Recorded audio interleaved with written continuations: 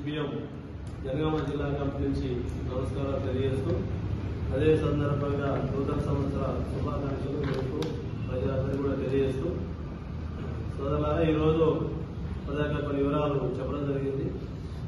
CPM Janagama జిల్లా 3వ మహాసభ station Ghanpur నియోజకవర్గ కేంద్రంలో 27 తేదీలో జరిగింది. ఆ మహాసభలో రాబోయే 3 సంవత్సరాలకు జిల్లాలో సమగ్ర అభివృద్ధి కోసం జరిగేటువంటి ఉద్యమాలు, పోరాటాలు, కర్తవ్యాలను రూపొందించుకోవడం జరిగింది. మొదటి రోజు 27వ తారీఖున భారీ బహిరంగ సభ జరిగింది. ఆ బహిరంగ సభకు తర్వాత మహాసభ జయప్రదానికి సహకరించిన పార్టీ కార్యకర్తలకు, నాయకులకు, జనగామ జిల్లా అన్ని వర్గాల ప్రజలకు ముందుగా ఆ జయప్రదం చేసిన అందరికీ కూడా అన్ని విధాలుగా సహకరించిన ప్రజానికానికి ధన్యవాదాలు తెలియజేస్తూ ముఖ్యంగా జనగామ జిల్లాలో ఆ 2 రోజుల పాటు జరిగినటువంటి మహాసభలో 15 రకాల తీర్మానాలు చేయడం జరిగింది. ఆ 15 రకాల సంబంధించిన తీర్మానాల్లో అందులో మొదటిది జిల్లాను సమగ్రంగా అభివృద్ధి చేసి అన్ని రంగాల్లో అభివృద్ధి చేసి జిల్లాను ముందుకు తీసుకుపోవాలనేది మొదటి తీర్మానంగా చేయడం జరిగింది. తర్వాత జిల్లాలో ముఖ్యంగా దళితులు, గిరిజనులు 22% దళితులు ఉన్నారు. దాంతో పాటు 12% గిరిజనులు, బంజారా గిరిజనులు ఉన్నారు.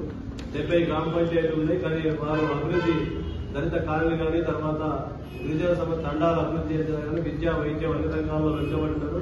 వారిని అన్ని రంగాల్లో అభివృద్ధి చేయాలని, భవిష్యత్తులో ఉద్యమాలు, పోరాటాలు చేయాలని 2వ తీర్మానంగా చేయడం జరిగింది.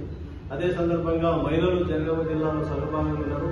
నేటికి ఆర్థిక సమాజంలో కూడా అణచివేతకు, తర్వాత వరకట్ట వేధింపులు, హింసకు గురవుతున్న పరిస్థితి ఉంది. ఈ మహిళల సమస్యల మీద కూడా సిపిఎం జనగామలో ఉద్యమాలు చేయడం జరుగుతుంది. భవిష్యత్తులో కూడా ఈ మహిళా రక్షణ కోసం, అభివృద్ధి కోసం ఉద్యమాలు, పోరాటాలు చేయాలని 3వ తీర్మానంగా చేయడం జరిగింది. 4వది జిల్లాలో పెద్ద ఎత్తున జిల్లాలో బెల్ట్ షాపులు నిషేధించి ప్రజల్ని కాపాడాలని 3000 వరకు సుమారు బెల్ట్ షాపులు ఉన్నాయి. మద్యం ఏర్లై పాల్గొన్న పరిస్థితి ఉంది. ఈ విషయంలో దశల వారీగా ఉద్యమాలు కూడా చేయడం జరిగింది. భవిష్యత్తులో కూడా దీని మీద కూడా పోరాటం చేసి ప్రజల్ని రక్షించాలన్న తీర్మానం కూడా చేయడం జరిగింది. ముఖ్యంగా జనగామ జిల్లా అంటే వ్యవసాయ జిల్లా. వ్యవసాయ